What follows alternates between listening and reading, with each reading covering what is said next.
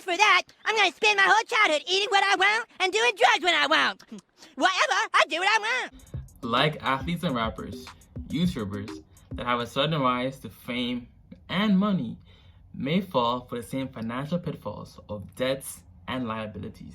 A YouTuber getting 100k subscribers, or in Jennelle's case, 1 million subscribers in the first year of uploading is the equivalent to an NBA athlete spending 1 year in college and becoming an NBA pro the following year. That switch from living in a college dorm to potentially living in a mansion the next year is big. Oh, whoa, hey. Now, there is no shortage of videos on YouTube of people showing their luxury or designer clothing house, or videos of people giving tours of their dream car, BMW i8, Tesla, etc, etc. However, YouTubers that have been working on their craft for years are typically the ones with the greatest longevity and authenticity on the YouTube platform.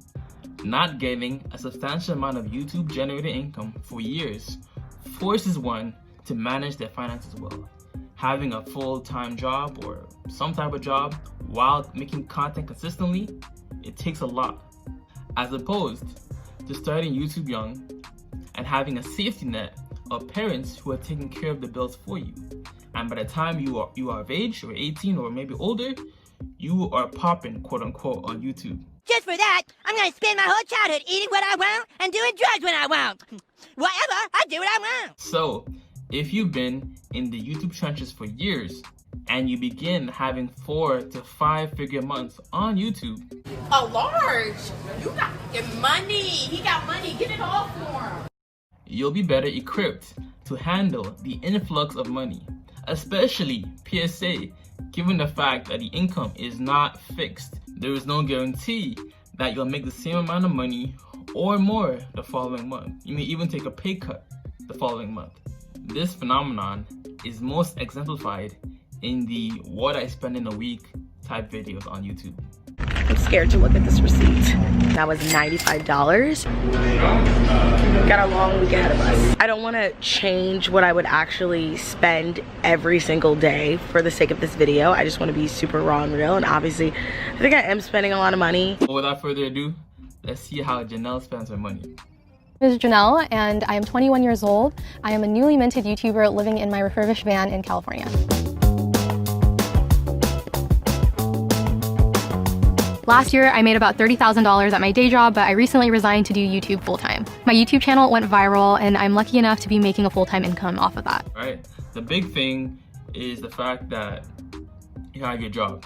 But if you are trying to have an exit strategy, you are being financially responsible, financially disciplined, and saving the money from your job so that you have a buffer room to quit, right? The goal, if you hate your job or you want to maybe start something else, goal should be to have 3 to 6 months worth of expenses covered, so that in the event that you quit, you can be good for a couple months while you focus on your YouTube channel.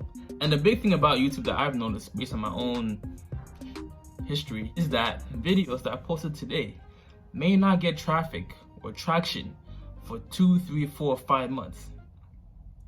So the video you post today may get 20 views the first day, but 2 months from now, 6 months from now, it may very well have 10,000 views or more. So without a doubt, YouTube is not a get rich quick type of thing. And the income that people usually get from their job is usually substantial enough for them to be kind of lazy. Not only are they not paying off their debts, credit card debt, student loans, etc., but obviously they're definitely not focused on making more money or finding other avenues to make more money.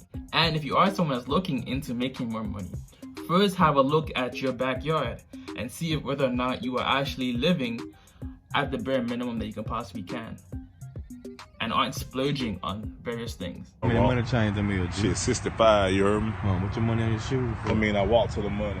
Damn. You know what I'm saying? Money on my watch. I mean, time is money. Money on my phone.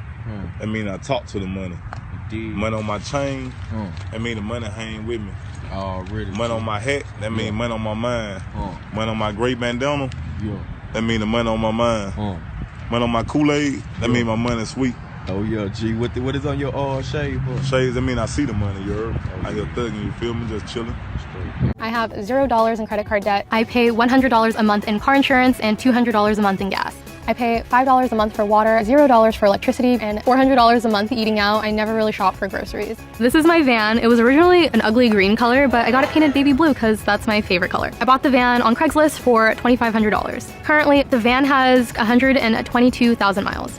The original reason I decided to move into my van was to save money on rent, and now it is with the idea of traveling. I've been living in this van for over 2 years now, just over.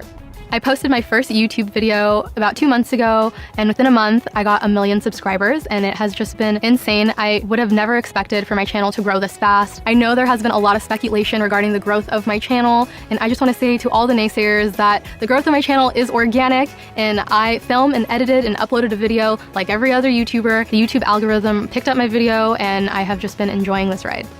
So this is my travel companion, Alfredo. Most people's monthly expenditures will usually be spent on either rent or transportation. If you can decrease one of those two right there, income will just naturally increase substantially. I'm not sure how practical this is for some people, but based on my experience, you can possibly get a better price compared to a rent lease, apartment lease, by living in an Airbnb. I've been doing it for the past year or so, and it's been pretty beneficial for me, right? I don't have to bring in any furniture, I don't have to bring in any utensils, I don't have to bring in Wi-Fi or anything else. The furniture is there, the bed is there, the utensils are there, the kitchen equipment is there. I just come in. So based on your lifestyle, maybe it's just you, and you're trying to do a little bit more of a minimalistic lifestyle, this could be a better option for most people. The whole video on it, I'll leave that link in the description.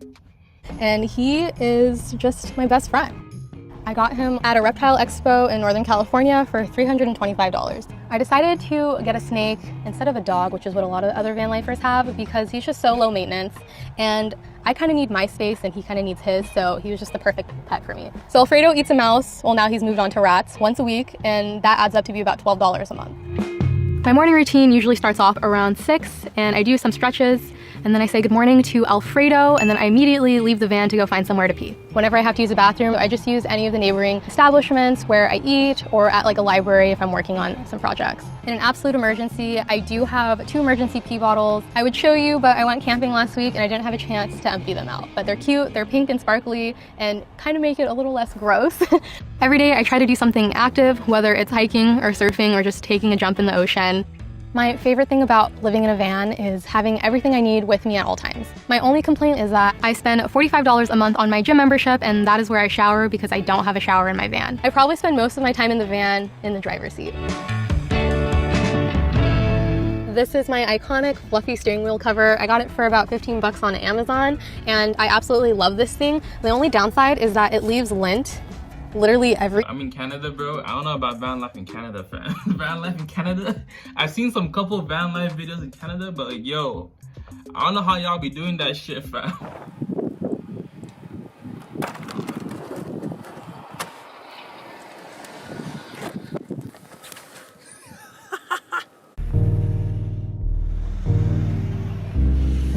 Vancouver Island, a big dump of snow. A monster winter storm is bearing down across much of this country. There is an extreme cold warning in effect for much of the province tonight, with some spots seeing temperatures drop to -50. Sub-zero temperatures have led to record-breaking demand for electricity. More snow and freezing rain is expected. And it's not over yet. Another storm has rolled in, triggering a rare blizzard warning. More snow and strong winds will see the region pummeled again overnight. It's one thing to deal with the heat. The heat, you can, I guess, somewhat manage it, you know, if you just turn on the AC. But cold, bro. Cold. Holy. Holy.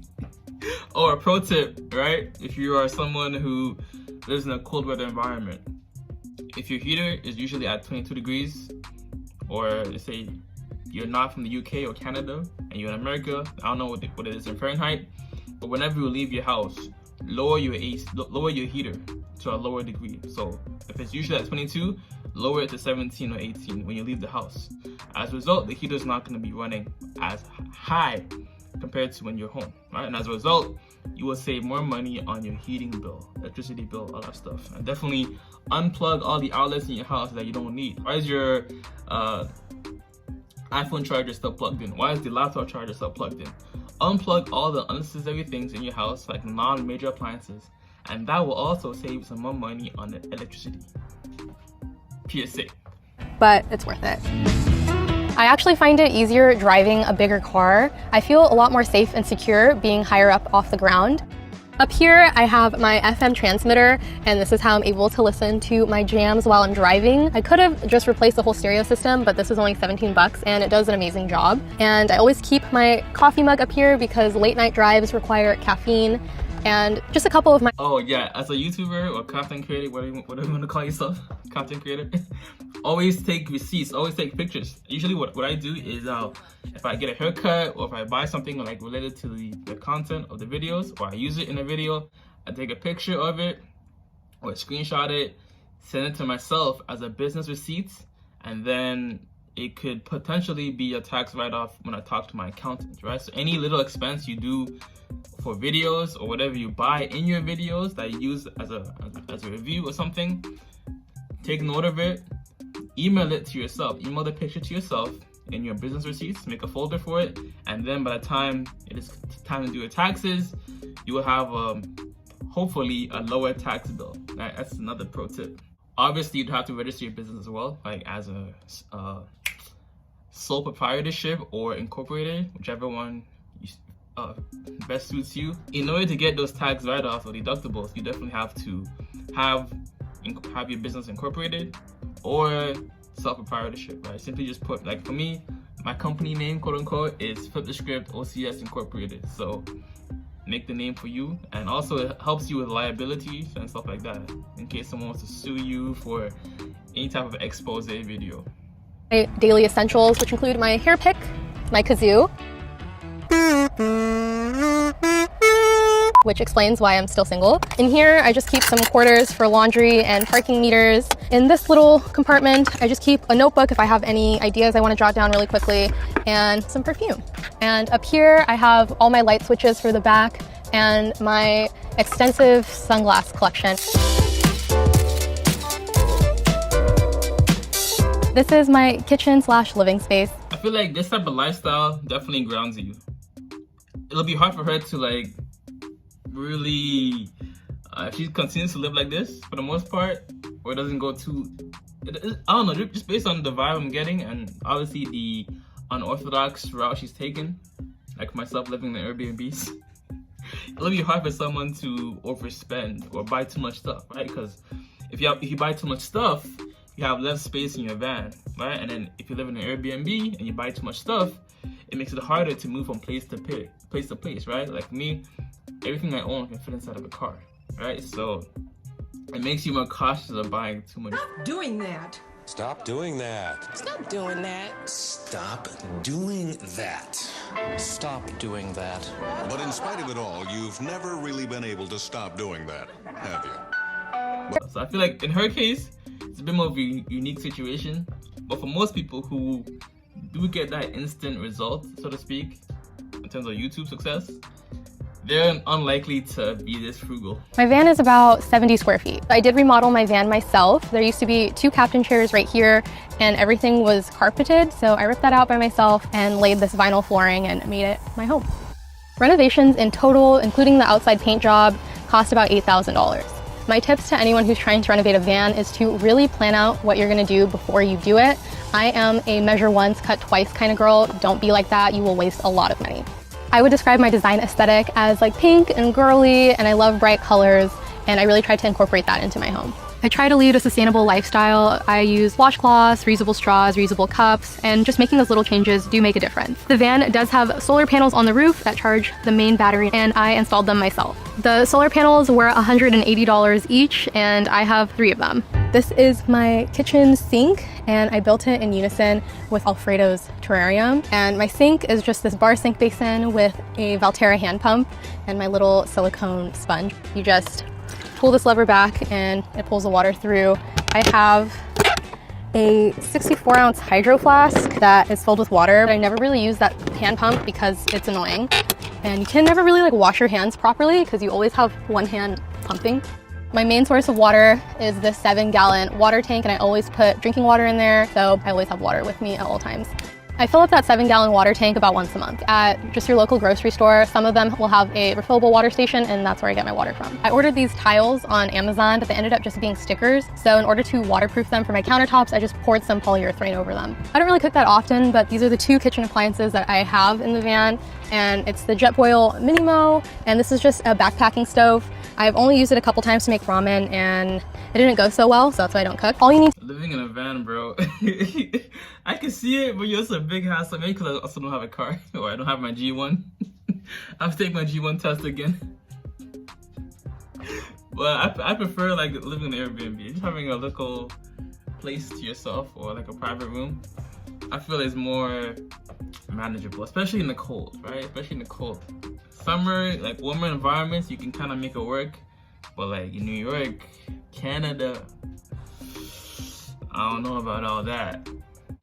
Whatever, I do what I want. Get to some propane, and I just have a small canister here, and because I don't use this that often, this thing is still full. And I have this portable blender that's USB rechargeable, and I've made a couple smoothies in here, and they actually did turn out pretty well, so I'm a fan of this. This is my compressor fridge. It's by Dometic, and it doesn't draw that much power, which is why I bought it. And it's currently off right now because I lost one of my solar panels on my drive to LA, so I had to sacrifice my fridge to warm Alfredo's heating pad. I made these blackout curtains with some bandanas. They just Velcro on and Velcro right back on. And this just gives me a sense of privacy when I'm sleeping. The most expensive item in my van is my battery, which is the Goal Zero Yeti 1400, and it was $1,400. This is the table that I use to eat some of my meals, and I also use this as my office desk. And it's just the perfect size for my laptop, and this is where I do all of my work. I do not have Wi-Fi in my van. I use the data on my phone for everything. This is— Damn, no Wi-Fi? Okay, I guess that makes sense though. She's saving a ton of money on rent, right? So she probably has unlimited Wi-Fi. Makes sense. To me, I stay automatic. Money add then multiply. I call it math for mathematics. So this is a PSA for y'all. If you have any subscriptions on your phone or anything that you are currently using, you'll find a way to like call up the bank, call up the service provider. You'll threaten to leave and tell them, yo, I think I found a better deal somewhere else. You guys have any? Can I discount this at all? Right? I know my friend had a Rogers bill or something like that, and then they threatened to leave, and then they gave her like a year discount, right? And then obviously she ended up leaving after a year, but she got that discount for that year, right? So that's something to think about. Or maybe you don't need that extra data anymore, right? Or you don't need it as much. Cut down your phone bill a bit. Like my phone bill is like $20 a month. $20 a month on phone. That's all I do. I don't need any of that extra stuff. Anytime I'm pretty much home all the time, I always have access to Wi-Fi. You know them ones, yeah? When you do like a Wi-Fi stop, you stop by McDonald's or Tim Hortons or someplace just to tap into the Wi-Fi. Yeah, I've been there. It's my vision board, and the first vision that I have on here is to be thick by the end of this year. It's gonna take a lot of hard work, but more so, my real goals for the foreseeable future is to rebuild my van and visit all of the national parks in the US. And then after that, I want to buy and build a Unimog, which is a military truck, and use that to drive from Alaska to Argentina. And once I am done traveling, eventually I would like to buy a tiny house or build one and start a small farm. This is my letter board. I got it at the Goodwill, and it says, take your vitamin. It's missing the I, so it's take your vitamins. It's missing both I's. I don't know where they went. And then this is my calendar that just always has nothing on it. I promise you I'm kind of a productive person, but this just doesn't really showcase that. And this is my bed, my favorite part of the van. My bed is made out of pine plywood. I just got 2 sheets, and it's probably not the best made bed, but I've had it for almost a year now, and it's held up pretty well so far. I am 5'5", and I fit perfectly on this bed. The bed's pretty comfortable. It's like a memory foam. One time though, this surfboard fell on my face because I didn't screw it in correctly. I make my bed like 3 times a day because I take a lot of naps, but making my bed I feel like is key to keeping the van looking clean. So I don't mind making the bed like 3 times a day. It's part of the lifestyle. So I got my decorative pillows at a thrift store, and this one's my favorite, it's a little purple one. And I got these satin pillowcases that are amazing for curly hair at just like a beauty supply shop. This is where I keep all my clothes. It's a pretty hefty drawer, but I try to stay organized with cubes and cubbies, and this actually has 2 more sets of cubbies in the back. I don't go shopping that often because I don't really have a room to. Exactly. That's the big part right there, right? She does not go shopping often because she does not have room to.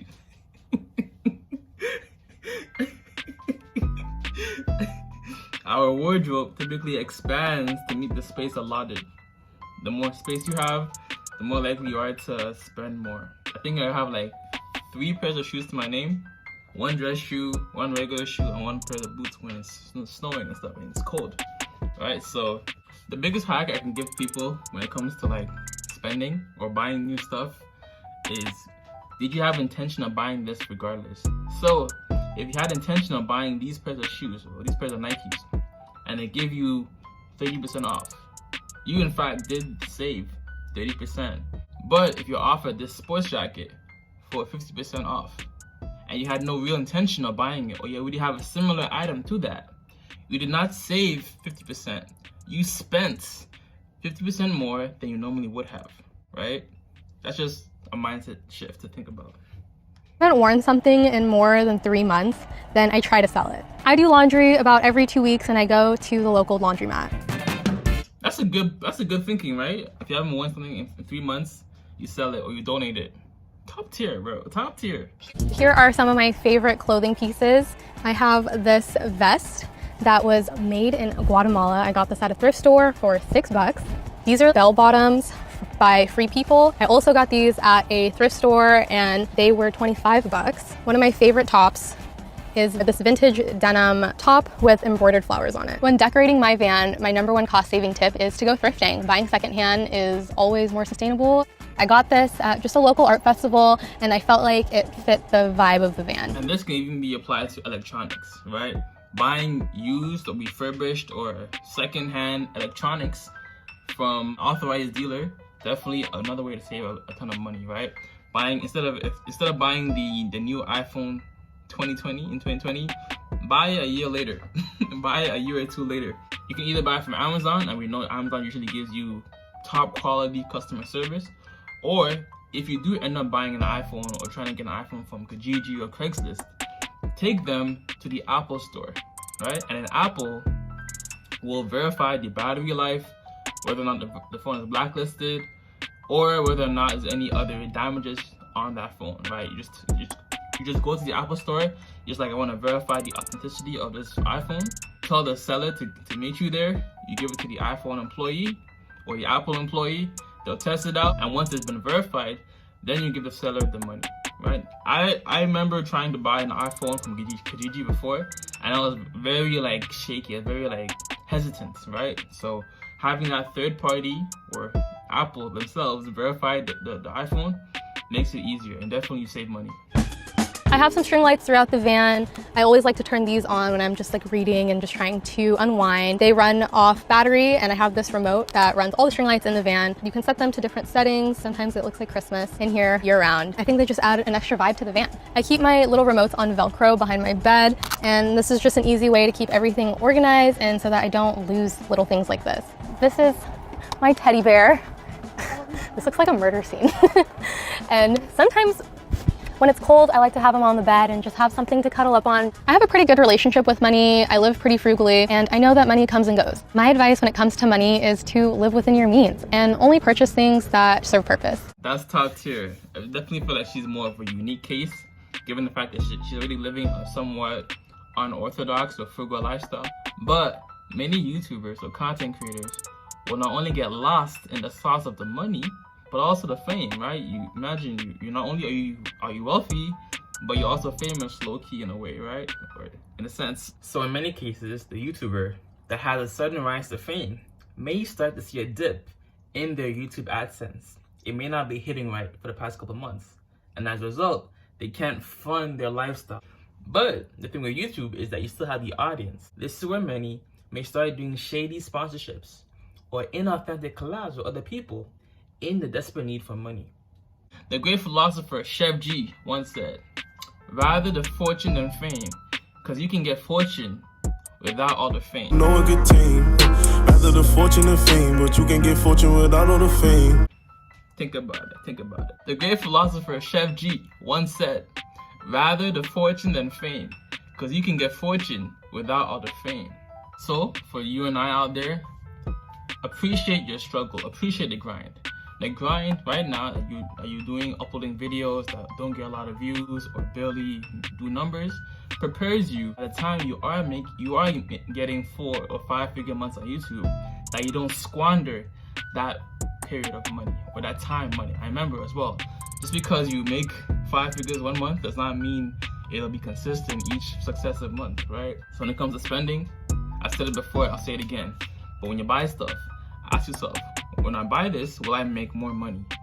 When I buy this, will I save more money in the long run? Or is there no real ROI of this purchase? And that will filter out any needless or unnecessary spending on your behalf. But yo, God bless, much love, peace, and joy. Namaste.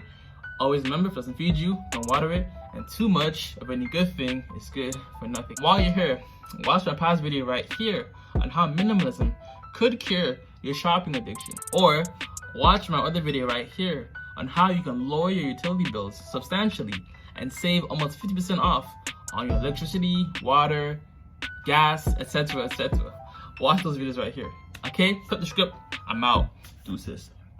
Man, she don't want me, man, she just want my money. I've been selling white tea, I've been on the block, got into young G. Take my niggas out of hood, living next to palm trees. Run it up.